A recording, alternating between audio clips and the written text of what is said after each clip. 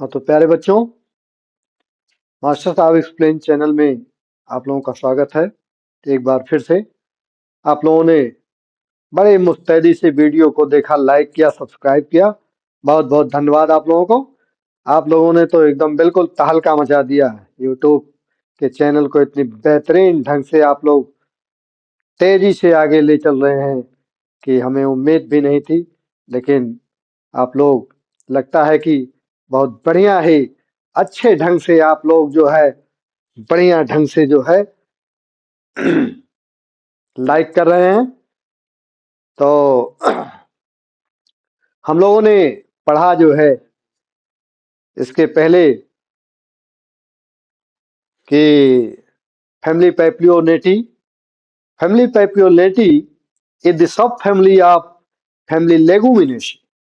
Leguminosae कुल इसमें तीन सब फैमिली हैं, पैप्लियोनेटी, सिसलपिनॉइडी और मिमोसॉइडी।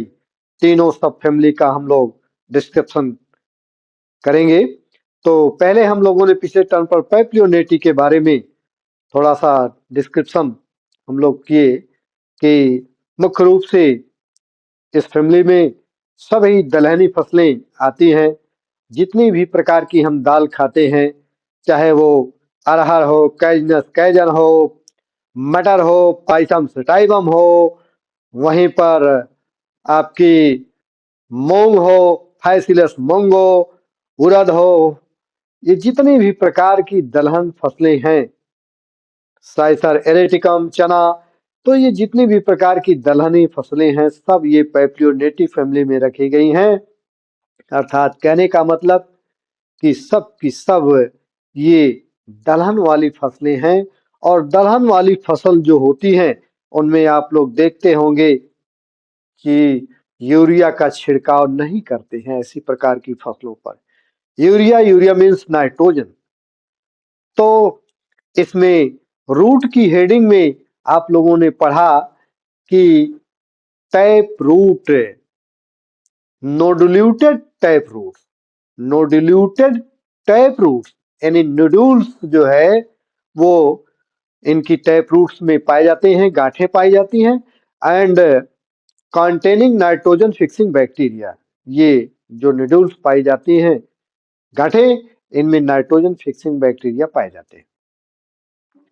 तो इस तरह से आप लोगों ने इसके जो सब हेडिंग थी, habit, root, stem, leaf, inflorescence, flower, calyx, corolla, androecium, gynoecium, specially इस फैमिली के बारे में पढ़ा।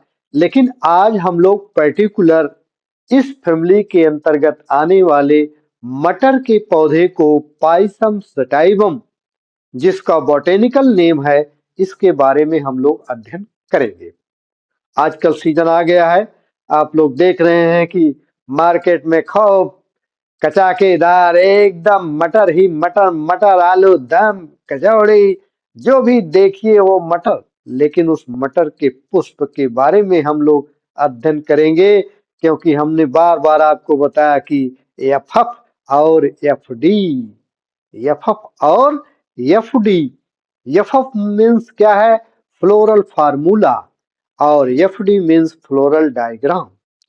तो हम लोग फ्लोरल फार्मूला और फ्लोरल डायग्राम के आधार पर हमने ये आप लोगों से वादा किया कि यदि किसी भी पुष्प का डिस्क्रिप्शन करना है, वर्णन करना है, और आपके पास पुष्प सूत्र और पुष्प आरेख अर्थात फ्लोरल डायग्राम और फ्लोरल फार्मूला है, एफ एफ और एफ डी है, और उसकी की पॉइंट्स आप जानते हैं, तो पूर्ण रूप से उस फ्लावर का डिस्क्रिप्शन कर सकते हैं। तो अब ये पाइथम सटाइवम मटर की पुष्प के बारे में हम लोग अध्ययन करेंगे। पहली हेडिंग इसकी हैबिट है। हैबिट में कहा गया an annual serve, an annual herbs, एक वर्षीय शाक। रूट में अभी हम लोगों ने बताया कि इसकी टैप रूट्स हैं, लेकिन वो टैप रूट्स में नोड्यूल्स पाए जाते हैं। नोड्यूल्स का पाया जाना ये कैरेक्टरिस्टिक फीचर होगा फैमिली पैप्लियोनेटी के लिए। क्योंकि नोड्यूल्स जो हैं ये और किसी फैमिली में नहीं पाई जाती हैं। टैप रूट्स तो पाई गई, लेकिन उस टैप रूट्स में नोड्यूल्स या गांठें नहीं पाई जाती हैं। तो इस पर आपको माइंड करने की जरूरत है कि अगर नोड्यूल्स है तो दैट बिलोंग टू फैमिली पैप्लियोनेटी।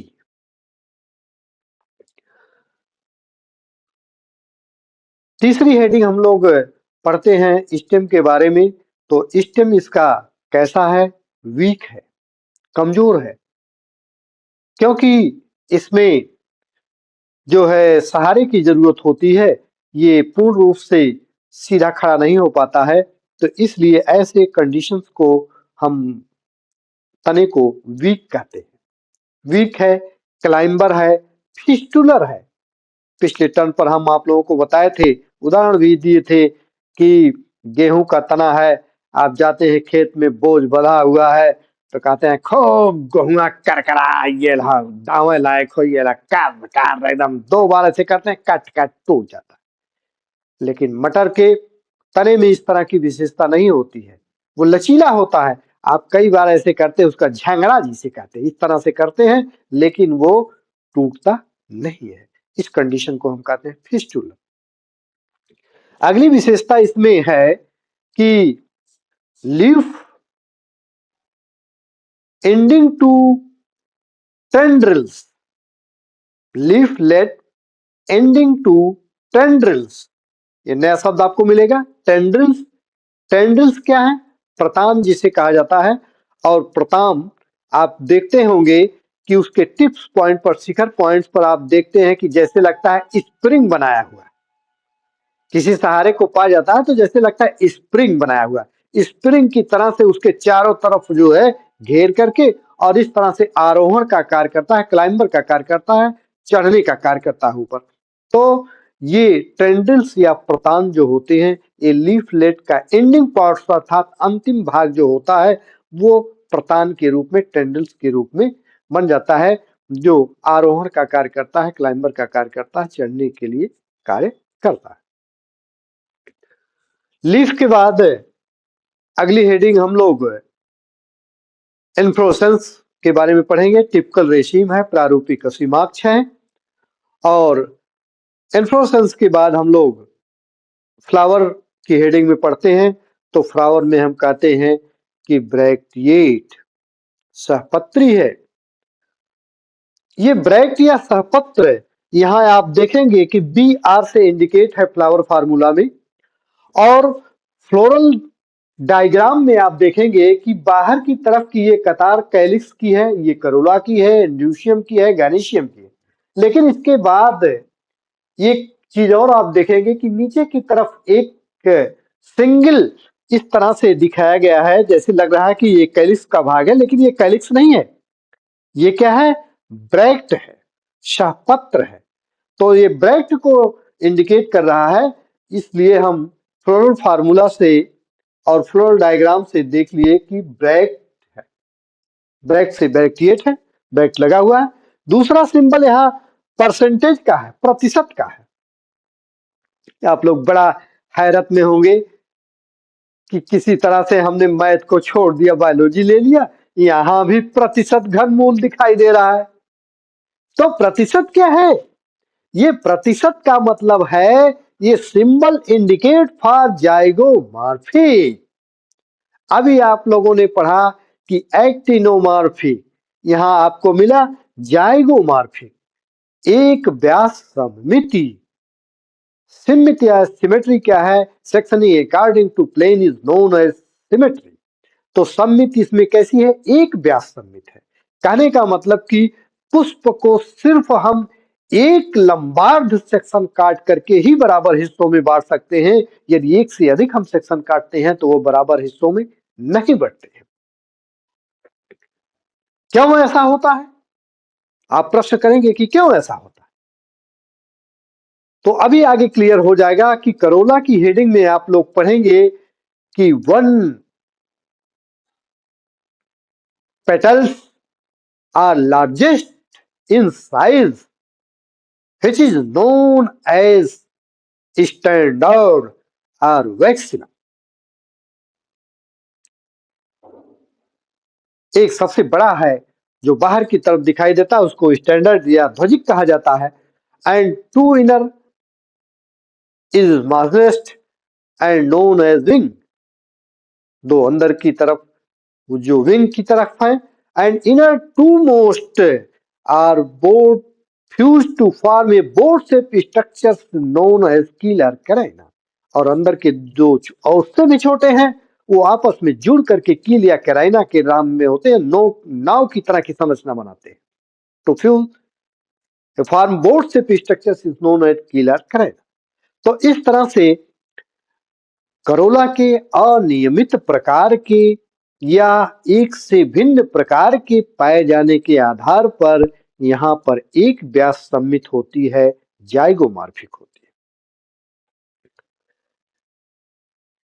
तो फ्लावर आप लोगों ने देखा कि ब्रैक्टियोइट है, जाइगोमॉर्फिक है, कंप्लीट है, बाइसेक्सुअल या हर्माफ्रोडाइट है, हाइपोगाइनस है। ये पुष्प की हेडिंग थी जिसे आप लोगों ने पढ़ा। अब पुष्प की हेडिंग के बाद अगली चीज आती है कैलिक्स। कैलिक्स की इकाई क्या है? सेपल। यहाँ कैलिक्स इंडिकेट फॉर के और कैलिक्स को 5 लिखा गया है, इसकी संख्या 5 है। हम बाहर से काउंट कर लेते हैं 1 2 3 4 5। लेकिन ये पांचों आपस में जुड़े हुए हैं, अर्थात कहने का मतलब कि गैमोसेप्लस कंडीशन है। सेपल्स 5, गैमोसेप्लस और वाल्वेट एस्टिवेशन। इनके कोर एक दूसरे को छूने का प्रयास करते हैं। ऐसे प्रकार के एस्टिवेशन को हम कहते हैं वाल्वेट एस्टिवेशन या कोर स्पर्शी विन्यास। कैलिक्स के बाद करोला की हेडिंग है और करोला में दिखाया गया है 1+2+2। 2 जो है लास्ट का ये कोष्टक में है। इसी चीज को मेन डिफाइन करना है तो इसमें पहली चीज होगी कि करोला की इकाई क्या है? पेटल्स। और petal 5, 1+2+2। 1 is larger in size known as standard or maximum, and 2 is innermost. Inner is known as wings, and inner 2 are smallest in size to form a bow-shaped structure is known as keel or carina. अगली विशेषता इसमें क्या है कि Corolla is पैप्लियोनेसियस। पैप्लियोनेसियस इसका मतलब तितली के आकार का। आप लोगों ने क्रूसीफेरी में पढ़ा कि करोला इज क्रूसीफॉर्म, और यहाँ क्या है? Corolla is papilionaceous and papilionaceous corolla is the characteristic feature of family Papilionatae. इनमें एस्टिवेशन है जो है ये इम्ब्रिकेट एस्टिवेशन है। यहाँ आप देख रहे हैं फ्लोरल डायग्राम में कि एक इसका जो पेटल्स है ये सबसे बड़ा है, सबसे बड़ा दिखाई दिया है। उससे दोनों नीचे वाले ढके हैं और इस दोनों नीचे से अंदर के दोनों आपस में जुड़े हुए हैं। इस तरह की कंडीशन को हम कहते हैं इम्ब्रिकेट एस्टिवेशन, और ये भी क्या है? Descending imbricate aestivation. आगे एंडूशियम, पुंकेसर। पुंकेसर की संख्या 10 होती है, लेकिन ये 10 जो संख्या होती है ये 10 की संख्या 1+9 लिखा गया। अर्थात कहने का मतलब कि पुंकेसर की संख्या 10 होती है, लेकिन एक अकेला पुष्प आरेख में आप देख रहे हैं कि एक बाहर सबसे ऊपर की तरफ इस तरह से व्यवस्थित है और 9 जो हैं ये आपस में जंजीर की तरह से जुड़े हुए हैं। अर्थात कहने का मतलब कि 9 आपस में जुड़कर एक गुच्छा बनाते हैं और एक अकेला रहता है। इस कंडीशन को कहते हैं 1+9, अर्थात डाई एडल्फस कंडीशन है, द्विसंगी है।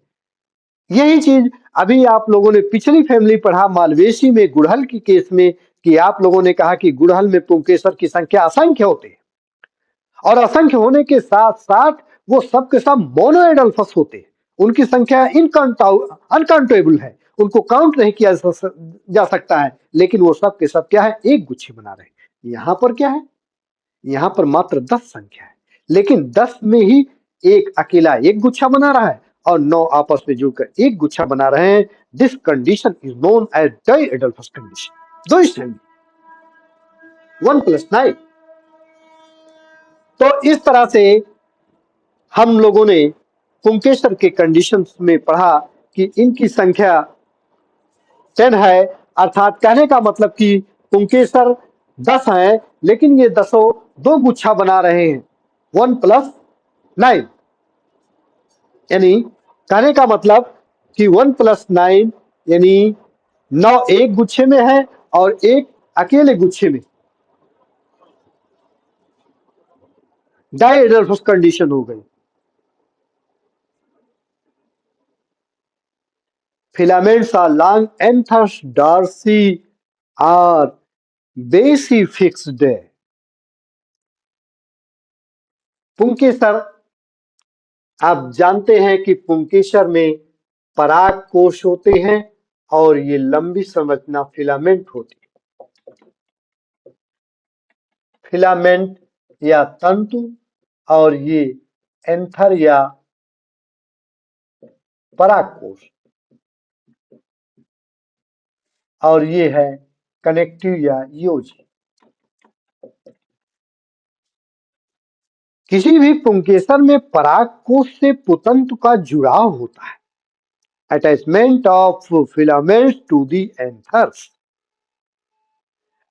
ये जुड़ाव जो होता है, ये कैसे होता है? पुतंतु पराग कोश के आधार से जुड़ा है तो बेसिफिक्स्ड है, डार्सल तल से जुड़ा है तो डार्सीफिक्स्ड, पूरी लंबाई में जुड़ा है तो एडनेट, और इस तरह से जुड़ा है कि हवा की झोंके लगते हैं और पूरा कंपन करता है। तो ऐसी कंडीशंस को हम कहते हैं मुक्त दोली। जैसे आप लोग देखे होंगे मक्के के पौधे को, वहां पर आप देखे हैं उसका जो जीरा है, जीरे को ध्यान से देखेंगे तो जैसे लगता है कि वो टिमटिमाता है, चमकता है। वो चमकता कैसे है?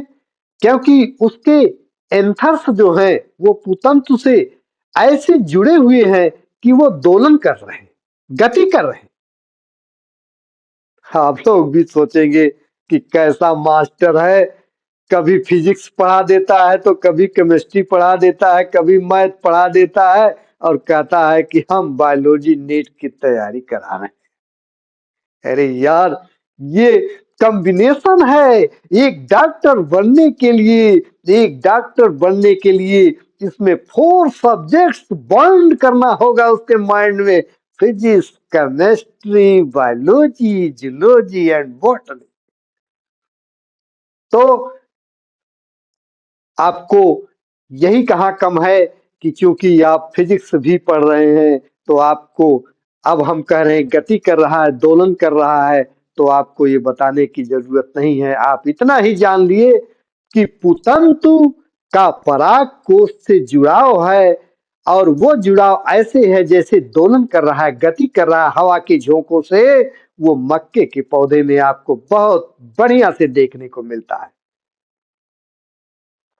तो यहां पर हम लोग ये देख रहे हैं कि मटर के पुंकेसर में जो पराग कोश का पुतंत से जुड़ाव है वो बेसी फिक्स्ड है, आधार लग्न है, या डार्सी फिक्स्ड है, पृष्ठ तल से जुड़ा हो जाता है। डाइथिकस एंथर्स द्विकोष्ठी है और एंट्रार्स। एंट्रार्स कंडीशन क्या है? अंतर्मुखी, अर्थात कहने का मतलब कि ये पराग कोश अंदर की तरफ झुके होते हैं। ऐसे कंडीशंस को हम कहते हैं एंट्रार्स या अंतर्मुखी। तो ये थे पुंकेसर। अब इसके बाद अगली हेडिंग है गायनीशियम की। गायनीशियम यहाँ जी से इंडिकेट है। इसके नीचे सिंगल एक लिखा है, यानी कहने का मतलब कि मोनोकार्पेलरी। और जब मोनोकार्पेलरी है, कार्पेल की संख्या एक है, तो यहाँ पर सिंकार्पेस का नाम ही नहीं है, तो मोनोकार्पेलरी ओवरी सुपीरियर। हम बार बार आपको रिपीट करते हैं कि ये फ्लावर की हेडिंग में आप लोगों ने पढ़ा कि flower is hypogynous. Hypogynous, hypogynous, hypo means नीचे, गाइनस मीन्स गाइनीशियम। गाइनीशियम के नीचे से पुष्प के जब सभी भाग व्यवस्थित होंगे, तो जाहिर सी बात है कि गाइनीशियम का स्थान ऊपर होगा, और जब ऊपर होगा तो उसे हम कहते हैं ऊर्ध्ववर्ती, उसी को कहते हैं ओवरी सुपीरियर। यानी फ्लावर की हेडिंग में अगर हमने पढ़ा कि flower is hypogynous, then without any exception ovary superior, क्योंकि दोनों की डिफिनीशन सेम है। तो इस तरह से आप लोगों ने देखा कि गार्निशियम मोनोकार्पेलरी, इसकी संख्या एक है, ओवरी सुपीरियर है, और इनमें जो प्लेसेंटेशन है बीजांड न्यास है, अर्थात बीजांड न्यास क्या है? Arrangement of ovule to the placenta is known as placentation. Arrangement of ovule, आपको देख रहे हैं कि ब्लैक बोर्ड पर लिखा गया है टीएस ऑफ ओवरी अंडाशय की ट्रांसफर सेक्शन में आप देख रहे हैं बहुत बढ़िया तरीके से कि ओव्यूल्स बिल्कुल सफेद व्हाइट कलर में दिखाया गया है, और इसके चारों तरफ जाल की तरह की संरचना के रूप में लॉक्यूल दिखाया गया है, ऊपर की तरफ प्लेसेंटा दिखाया गया है। आराम से आप लोग देखिए, आजकल मटर का सीजन है, आप जैसे मटर की फली तैयार होती है उसमें हल्का सा दाना पड़ना शुरू हो जाता है, तो आप देखते हैं कि पतले धागे की तरह की संरचना होती है, उसी से वो जुड़ा रहता है, वही क्या है? प्लेसेंटा है। उसी प्लेसेंटा से हम आप भी माँ के पेट में जुड़े होते हैं बच्चूलाल, वही चीज है प्लेसेंटा, यानी वो ओव्यूल है, और हम आप बच्चे के रूप में जब माँ के पेट में पलते हैं तो वहां भी हम प्लेसेंटा से ही जुड़ते हैं। जितनी भी खुराक माँ से हम लेते हैं ड्यू टू प्लेसेंटा, उसी तरह से ये प्लेसेंटा से भी ओव्यूल जुड़ा हुआ है। अब उसका जुड़ाव कैसे होता है? Arrangement of ovule to the placenta is known as placentation. Placenta से ओव्यूल बीजांड का जुड़ना कैसे जुड़ा है? उसके आधार से जुड़ा है बेसल प्लेसेंटा, उसके परिध से जुड़ा है पेराइटल प्लेसेंटा, उसके सेंटर से जुड़ा है सेंट्रल प्लेसेंटेशन, उसके परिधि से जुड़ा है तो पेराइटल प्लेसेंटेशन। इस तरह से उसकी मार्जिन या किनारे से जुड़ा है तो मार्जिनल प्लेसेंटेशन, क्योंकि यहाँ आप देख रहे हैं कि उसके किनारे से जुड़ा है, मार्जिन से जुड़ा है, तो मटर में माँ से मटर और माँ से मार्जिनल, माँ से मटर और माँ से मार्जिनल प्लेसेंटेशन, ये सब कुछ ऐसे ट्रिक हैं जिसके आधार पर आप याद कर सकते हैं कि मार्जिनल प्लेसेंटेशन कहाँ होता है? मटर में पाया जाता है। तो ये था आपका पुष्प सूत्र और पुष्प आरेख, जिसके आधार पर आप लोगों ने मटर कुल अर्थात स्पेशली मटर के बारे में अध्ययन किया। तो आप लोगों ने इस तरह से पैप्लियोनेटी फैमिली के बारे में पढ़ा। जितनी भी दलहनी फसलें हैं सब इस कुल के अंतर्गत आती हैं, चाहे मूंग हो, मसूर हो, उड़द हो, अरहर हो, चना हो, मटर हो, सब की सब इसी फैमिली के अंतर्गत आते हैं। तो जितनी भी सब हेडिंग है इसमें सब आप लोगों ने पढ़ा, और वीडियो को शुरू से अंत तक आप लोग देखते रहिए। ज्यादा से ज्यादा वीडियो देखेंगे तभी आप लोगों को इंटरेस्ट मिलेगा, क्योंकि एक वीडियो देखने से आप लोगों को मजा नहीं आएगा जब तक आप सीक्वेंस में नहीं देखेंगे। एक एक फैमिली में एक एक आप देख रहे हैं कि एक वीडियो में कितनी भी नए नए शब्द आ रहे हैं। तो इस तरह से आप लोग देखते रहिए वीडियो को अच्छे ढंग से। जो भी इसमें कमेंट करना हो या जो भी कोई सुझाव आप लोगों को देना हो, इस तरह से कमेंट करते रहिए, देते रहिए, और वीडियो को लाइक करते रहिए, और सभी बच्चों तक, खासकर नीट की तैयारी करने वाले बच्चों को जरूर ये वीडियो कहिएगा। ठीक है, धन्यवाद।